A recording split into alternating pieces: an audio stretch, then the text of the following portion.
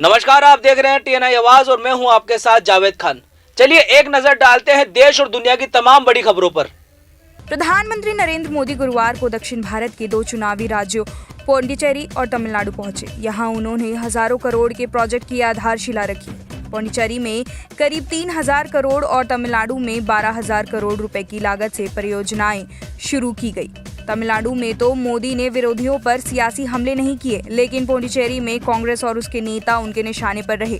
यहां एक रैली में उन्होंने कहा कि कांग्रेस में हाईकमान कल्चर से पौंडीचेरी को नुकसान हुआ है। मैं देख रहा हूं कि पौंडीचेरी की हवा बदल रही है।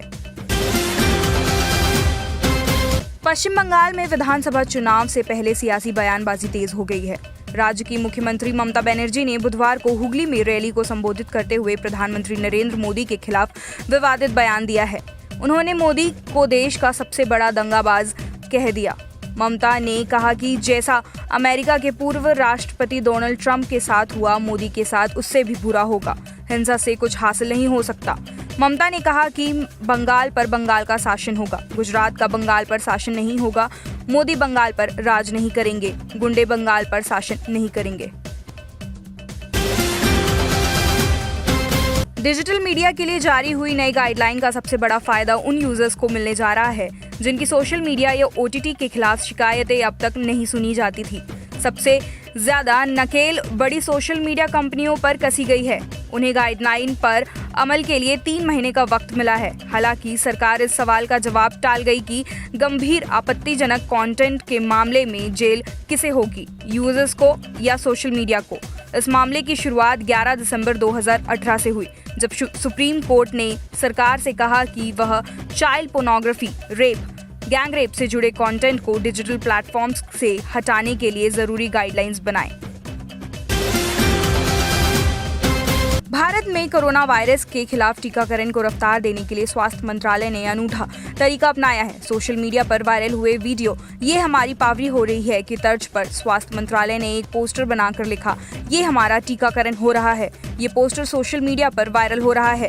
उधर भारत में कोरोना वायरस के खिलाफ टीकाकरण को भी गति मिल रही है। टीकाकरण अभियान के 40वें दिन यानी बुधवार शाम 6 बजे तक 1 करोड़ हेल्थ केयर और फ्रंटलाइन वर्कर्स को टीका लगाया जा चुका था। पहले फेज में 16 जनवरी को हेल्थ केयर वर्कर्स का टीकाकरण शुरू हुआ था।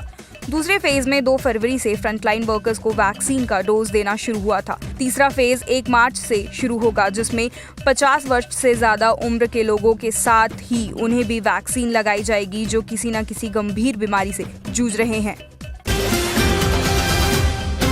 टीम इंडिया ने इंग्लैंड के खिलाफ डे नाइट टेस्ट में दूसरे दिन ही पकड़ मजबूत कर ली है। दुनिया के सबसे बड़े नरेंद्र मोदी क्रिकेट स्टेडियम में इंग्लैंड ने टॉस जीतकर पहले बल्लेबाजी करते हुए 112 रन बनाए थे। इसके बाद भारत ने पहली पारी में 145 रन बनाए। जवाब में इंग्लिश टीम दूसरी पारी में 81 रन पर सिमट गई। इस लिहाज टीम इंडिया को मैच जीतने के लिए 39 रन का टारगेट मिला। दूसरी पारी में इंग्लैंड के लिए बेन स्टोक्स ने सबसे ज्यादा 25 और कप्तान जो रूट ने 19 रन बनाए। टीम इंडिया के स्पिनर अक्षर पटेल ने 5 और रविचंद्रन अश्विन ने 4 विकेट झटके। 1 विकेट वॉशिंगटन सुंदर को मिला। दूसरी पारी में इंग्लैंड की शुरुआत बेहद खराब रही। टीम ने पहले ही ओवर में बिना खाता खोले 2 विकेट गंवा दिए। पीएनबी घोटाले में वांटेड हीरा कारोबारी नीरव मोदी के भारत प्रत्यर्पण पर ब्रिटेन की कोर्ट में गुरुवार को आखिरी सुनवाई हुई। इसमें कोर्ट ने नीरव मोदी को भारत भेजने की मंजूरी दे दी है। लंदन में वर्चुअल हियरिंग के बाद जज सैमुअल गुजी ने कहा कि नीरव मोदी को भारत में चल रहे केस में जवाब देना होगा। उन्होंने माना कि नीरव मोदी के खिलाफ पर्याप्त सबूत हैं। 2 साल चली कानूनी लड़ाई के बाद यह फैसला आया है। जज ने कहा कि नीरव मोदी को भारत भेजा जा सकता है, तो ऐसा नहीं है कि उन्हें वहां इंसाफ ना मिले। कोर्ट ने नीरव मोदी की मानसिक स्थिति ठीक ना होने की दलील भी खारिज कर दी है। कहा कि ऐसा नहीं लगता उन्हें ऐसी कोई भी परेशानी है। कोर्ट ने मुंबई की ऑर्थर रोड जेल की बैरक नंबर 12 को नीरव के लिए फिट बताया। कानपुर वाले विकास दुबे की चर्चा उसकी मौत के बाद भी बदस्तूर हो रही है। विकास दुबे मर चुका है, लेकिन उसके प्रशंसक फेसबुक पेज पर एक्टिव हैं। कोई विकास दुबे के फेसबुक पेज के जरिए बाजार लगा रहा है, तो कोई विकास दुबे पर गाना गाकर ब्राह्मण सम्मान से उसको जोड़ रहा है। अब 26 फरवरी को विकास दुबे पर बनाए गए गाने को यूट्यूब पर रिलीज करने की तैयारी हो रही है। बाल ब्रदर्स के इस पेशकश को साफ तौर पर देखा जा सकता है। इस बीच कानपुर पुलिस मुख्य दर्शक बनकर बैठी हुई है। कानपुर पुलिस एक बार फिर से दावा कर रही है कि जो लोग उस गतिविधि में शामिल हैं उन पर सख्त कार्रवाई की जाएगी। इसके लिए अब FIR भी दर्ज कराया जा रहा है। उनका कहना है कि फेसबुक सहयोग नहीं कर रहा है। कानपुर महानगर में समाजवादी पार्टी के नगर अध्यक्ष डॉक्टर इमरान के नेतृत्व में घंटाघर स्थित भारत माता प्रतिमा पर महंगाई के खिलाफ प्रदर्शन किया गया। काफी संख्या में जमा हुए सपा नेताओं ने सिलेंडर पर फूल माला चढ़ाकर अपना विरोध दर्ज कराया। कुछ सपा नेताओं ने अपने सर पर सिलेंडर रखकर सरकार को चिताया कि अगर इसी तरह महंगाई बढ़ती रही तो वो दिन दूर नहीं जब जनता त्राही त्राही करने लगेगी। समाजवादी पार्टी से नगर अध्यक्ष डॉक्टर इमरान का कहना है कि सन 2014 में भाजपा सरकार बनने के बाद दावा किया था कि हम जनता के चौकीदार हैं। आज उन्हीं चौकीदारों ने जनता की जेब पर डाका डालने का काम किया है। सिलेंडर और पेट्रोल के दाम बढ़ते जा रहे हैं। गृहस्थी के सामान भी महंगे होते जा रहे हैं, जिसे भाजपा सरकार ने जनता की समस्याओं को उठाने के लिए विपक्षी दलों को मजबूर कर दिया है। सपा नेताओं ने सरकार को चेतावनी दी कि अगर बढ़े हुए मूल्य वापस नहीं लिए गए तो बड़े से बड़ा आंदोलन होगा। उनका यह भी कहना है कि चुनाव नजदीक है, इसलिए जनता उन पे भरोसा नहीं करेगी। 2014 में जब केंद्रीय सरकार बनी थी जिसमें कहा गया था कि मैं चौकीदार हूं और आप चौकीदार हमें बनाइए। आज वो चौकीदार इतने बड़े हो गए कि उन्होंने भारतीय जनता की जेब में डाका डालने का काम कर दिया। आज सिलेंडर के दाम 1000 रुपए हो रहे हैं, पेट्रोल के दाम 100 रुपए ज्यादा हो रहे हैं। इतनी महंगाई आ गई, घर में बनने वाला कड़वा तेल 150 रुपए किलो में बिक रहा है। तो इन परिस्थितियों में आज समाजवादियों को, विपक्षी दलों को ये मजबूर कर दिया गया कि आज हम लोग यहाँ पे आकर जनता के लिए, जनता की समस्याओं को उठाने के लिए आज यहाँ सड़कों पर आए। इसीलिए आज हम यहाँ पे एकत्र हुए हैं और बहुत जल्दी अगर ये बात पेट्रोल डीजल के मूल्य वापस ना लिए गए तो हम लोग इससे भी बड़ा आंदोलन करने के लिए तैयार हैं। तो आप लोग लगातार ऐसे प्रदर्शन कर रहे हैं और विपक्षी आरोप भी लगा रहे हैं कि आप लोग राजनीति कर रहे हैं। कैसे राजनीति करें? जनता के सरोकारों को उठाना वो राजनीति होती है? हम बने किस लिए हैं? ये लोकतंत्र किस लिए है? ये लोकतंत्र तो हमने सुना था कि जनता के लिए है, जनता द्वारा चुना गया है। तो यही तो हम कहना चाह रहे हैं। हम जनता की आवाज उठा रहे हैं, लोकतंत्र में अपने मुद्दे को उठा रहे हैं और लगातार जनता जो परेशान हाल है उसके लिए यहाँ पर एकत्र हुए हैं। लगातार आवाज उठा रहे हैं मगर इससे कोई राहत नहीं मिल रही जनता को। ये हमारा दायित्व है, राजनीतिक दायित्व है और हम इसको निभा रहे हैं। यदि वो लोग इतने हट धर्मी हैं तो हम उनको दिखा देंगे कुछ दिनों में। जनता जब सड़कों पे आ जाएगी तब इनको ये मूल्य वापस करने पड़ेंगे। मैं जनता से सिर्फ यही अपील करना चाहता हूं कि आप अपने उन हमदर्द साथियों को ढूंढिए, उन राजनीतिक दलों को ढूंढिए जो आपके सरोकारों से मतलब रखते हैं, आपके लिए हितों के लिए मतलब रखते हैं, किसी अडानी और अंबानी के लिए मतलब नहीं रखते।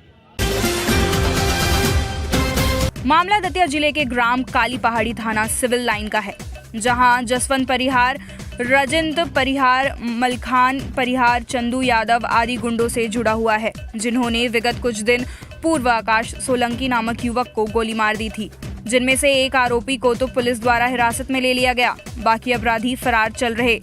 फरार अपराधियों द्वारा निरंतर ग्रामीणों से की जा रही है पैसे की मांग। पैसे ना देने पर ग्रामीणों को दी जा रही है जान से मारने की धमकी। भयभीत ग्रामीणों द्वारा नहीं किया जा रहा है किसी भी प्रकार का कृषि कार्य। अतः समस्त ग्रामीणों ने एकत्र होकर दतिया पुलिस अधीक्षक को ग्रामीणों की सुरक्षा को लेकर सौंपा ज्ञापन, जिस पर एडिशनल एसपी कमल मौर्य दे दिया सुरक्षा एवं फरार आरोपियों को जल्द पकड़ने का आश्वासन। कानपुर आरटीओ में उस वक्त अफरा तफरी मच गई जब डीएम कानपुर द्वारा आरटीओ दफ्तर का औचक निरीक्षण किया गया। निरीक्षण के दौरान जिलाधिकारी ने आरटीओ में खड़े लोगों से पूछताछ शुरू कर दी, तो वहां पहले से मौजूद कुछ लोग अचानक भागने लगे। भागने वाले लोगों में से 2 लोगों को सुरक्षा कर्मियों ने पकड़कर पुलिस हिरासत में दे दिया। आरटीओ कानपुर में बीते काफी लंबे वक्त में वाहनों की फिटनेस, परमिट और ड्राइविंग लाइसेंस के नाम पर एक बड़ा भ्रष्टाचार देखने को मिल रहा है, जहां आम जनमानस को विभाग द्वारा सहूलियत के रूप में दलालों का दामन थामने को मजबूर होना पड़ रहा है।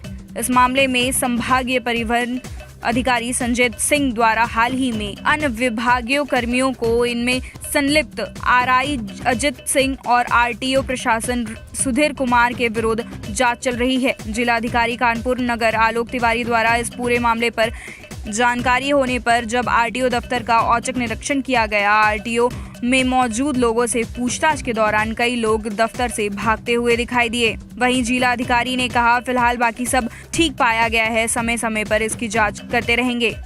आज एडीएम लैंड एक्विजिशन ऑफिस और आरटीओ ऑफिस का सडन इंस्पेक्शन किया गया। एडीएम लैंड एक्विजिशन ऑफिस में स्थिति ठीक पाई गई। आरटीओ ऑफिस में कुछ लोग भागते हुए पाए गए, जिससे ये लगा कि वहाँ पर शायद कुछ लोग दलालों का काम कर रहे हैं। इस विषय में आरटीओ को और स्थानीय पुलिस के अधिकारियों को निर्देशित कर दिया गया है कि जो लोग वीडियो में पाए गए हैं भागते हुए, उनकी शिनाख्त की जाए, उनके खिलाफ आवश्यक कार्रवाई की जाए। दतिया कलेक्टर संजय कुमार के नेतृत्व में नशा मुक्त भारत नशा मुक्त दतिया अभियान के तहत जिला अधिकारी निधि जैन की अवैध शराब माफियों के खिलाफ ताबड़तोड़ कार्रवाई की गई है। भांडेव्रत की रामगढ़ कंजर डेरा पर आबकारी विभाग एवं पुलिस की संयुक्त कार्रवाई की गई है। जहरीली अवैध शराब को नष्ट किया गया, साथ ही अवैध शराब बनाने के उपकरण जब्त कर लिए गए एवं आबकारी एक्ट के तहत 4 प्रकरण दर्ज कर कार्रवाई की गई। इस कार्रवाई में सहायक जिला आबकारी अधिकारी केएल भगोरा, भांडेर व्रत आबकारी उप निरीक्षक तुकाराम वर्मा, भांडेर थाना सहायक उप निरीक्षक रामचरण दोहरे, इस आशा पुलिस एवं आबकारी आरक्षकों की महत्वपूर्ण भूमिका रही। घर में घुसकर बुजुर्ग महिला को बेरहमी से पीटने और घर में घुसकर फायरिंग करने के मामले में 1 महीना बीत जाने के बाद भी जारचा पुलिस ने नहीं की दबंगों के खिलाफ कोई भी कार्रवाई। मुकदमा दर्ज होने के बाद भी जारचा पुलिस बैकफुट पर आज पीड़ित परिवार ने दादरी एसपी दफ्तर पहुंचकर गिरफ्तारी की मांग को लेकर जमकर किया हंगामा। नोएडा में बदमाशों के हुए हौसले बुलंद। दसी फैक्ट्री में दबंगों ने फैक्ट्री मालिक बुजुर्ग महिला व उसके पति को लाठी डंडों से मारा और उनको फैक्ट्री में कैद कर लिया।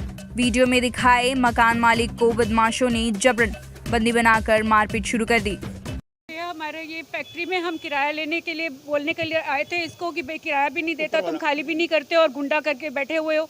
तो फिर ये हमें मारने लग गया, कहता है जो मर्जी करना है कर लो, मैं तो खाली नहीं करूँगा। और उसने मेरे को भी धक्का दिया, नाक पे मुक्का मारा, जान इतना खून आ गया और मेरे पति को नीचे गिरा दिया, कपड़े फाड़ दिए सारे, जो कि हार्ट के पेशेंट है और इतनी जोर से उनको चोट आई है, तब से इनके दिल में चोट दर्द हो रहा है तब से। इसी दलबीर सिंह ने की है। ये 8 महीने से 9 महीने से हमें परेशान कर रहा है। घुसा हुआ है। नहीं, पुलिस में तो हम जगह जगह घूमे हैं, हम तो डीएम के ऑफिस भी गए हैं, सब जगह गए हैं, एसएचओ के ऑफिस में भी गए हैं, पर वो कह रहे हैं कि आप इसका मामला आप अपना करो। हम क्या करें बताओ, कहाँ जाए?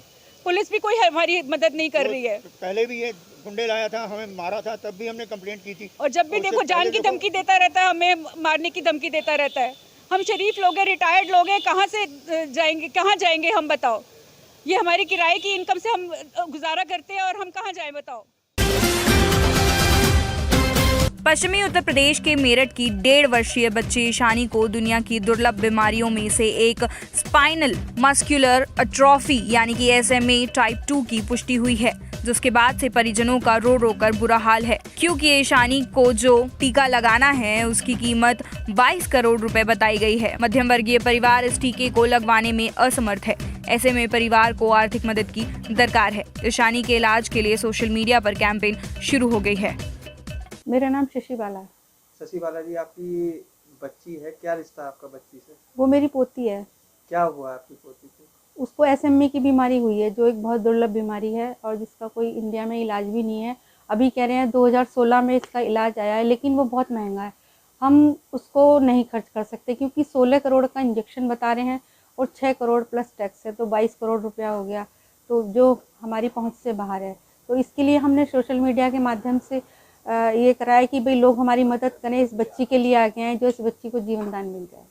तो ये हमारी कोशिश है और हम प्रधानमंत्री माननीय मोदी जी से और मुख्यमंत्री योगी जी से भी रिक्वेस्ट करते हैं, गुहार लगाते हैं कि वो इस बच्ची की मदद करें, जो भी कुछ हेल्प मिल सकती है वो करें। मुश्किलों का सामना करना पड़ रहा है। मुश्किलों का तो यही बहुत सामना तो करना ही पड़ेगा, अभी तो हम फेस कर रहे हैं, अभी जगह जगह हम अपनी बात पहुंचा रहे हैं, सबसे अपील कर रहे हैं कि भाई इस बच्ची को अगर मदद हो जाएगी तो इसका इलाज संभव है, नहीं तो फिर ये ऐसी रहेगी। धीरे धीरे इसकी जो बॉडी की जो क्षमता है वो कम होती चली जाएगी। अभी थोड़े मूवमेंट बहुत कम हैं उसके, और आगे आगे ये बिल्कुल बंद हो जाएंगे। तो क्या है, आदमी एक जिंदा लाश की तरह हो जाता है, वो पड़ा है बस ऐसे।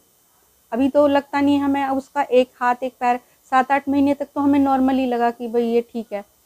उसके बाद हमने सोचा कि ये चलेगी, अब वो चल ही नहीं रही, तो ये फिर हमें थोड़ा डाउट हुआ। फिर हमने यहाँ पे भी कई सारे डॉक्टर्स को दिखाया, फिर दिल्ली में दिखाया, फिर डॉक्टर प्रवीण कुमार गंगाराम से, वहाँ जो टेस्ट हुए वहाँ से हमें पता चला।